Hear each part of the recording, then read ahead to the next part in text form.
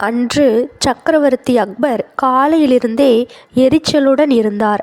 அவருடைய கோபத்தை போக்க பீர்பால், நீங்கள் கோபத்தோடு இருப்பது நல்லா இல்லை என்று பணிவாக கூறினார்.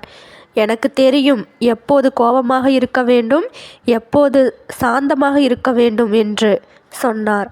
இயற்கையின் அழகான உங்கள் முகம் விகாரமாக மாறிவிடுகிறது என்று பீர்பால் சொல்ல, அக்பர், என்னையா சிடுமூஞ்சி என்று சொல்கிறாய்? இனி உன் முகத்தில் விழிக்க நான் விரும்பவில்லை. எங்காவது கண்காணாத இடத்திற்கு ஒளிந்து போ என்றார். உடனே பீர்பால் அந்த இடத்தை விட்டு சென்று விட்டார். அடுத்த நாள் அக்பர் தர்பாருக்கு வந்ததும் சபையில் பீர்பால் இல்லை என்று விசாரித்தார். பிரபு, பீர்பால் தலைநகரை விட்டு சென்று விட்டார் என்றார் ஒருவர்.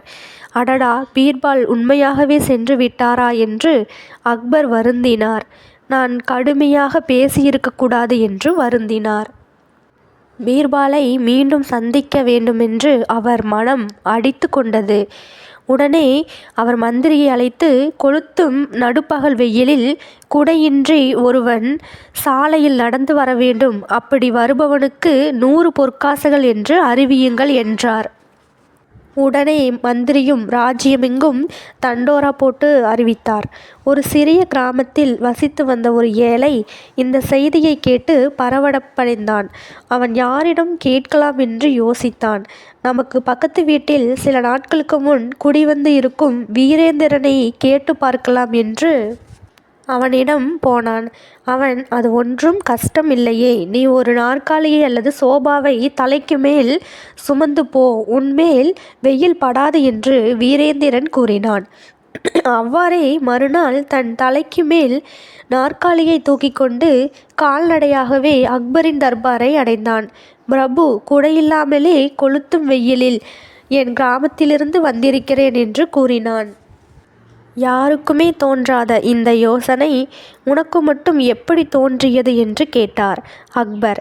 உண்மையில் எனக்கு இந்த யோசனையை சொல்லிக் கொடுத்தது என் பக்கத்து வீட்டுக்காரர் வீரேந்திரன் என்று சொன்னான். அது பீர்பால் தான் என்று யூகித்து கொண்ட அக்பர் தன் திட்டம் பலித்தது என்று மகிழ்ச்சியாக, நான் 100 பொற்காசுகள் தருகிறேன், உன்னுடன் 2 காவலர்களையும் அனுப்புகிறேன் என்றார். வீரேந்திரனை காவலர்கள் கூட்டிக் கொண்டு வர தர்பாரில் நுழைந்த வீரேந்திரன் தன் முகத்தை ஒரு பையினால் மூடிக்கொண்டு வந்தான். உன் முகத்தை மூடாதே என்று சொல்ல, பிரபு, நான் தான் பீர்பால், உங்கள் முகத்தில் இனி நான் விழிக்கக்கூடாது என்று உங்கள் கட்டளைப்படியே நான் எனது முகத்தை மூடிக்கொண்டு உள்ளேன் என்றான். உன் முகத்தை நான் இப்போதே பார்க்க ஆசைப்படுகிறேன் என்று கூறிய அக்பர் தானே முன் சென்று பையை அகற்றிவிட்டு பீர்பாலை கட்டி தழுவி கொண்டார். இந்த கதை உங்களுக்கு பிடிச்சிருந்தது அப்படின்னா லைக் பண்ணுங்கள், ஷேர் பண்ணுங்கள், சப்ஸ்கிரைப் பண்ணுங்கள் ஃப்ரெண்ட்ஸ். தேங்க்யூ.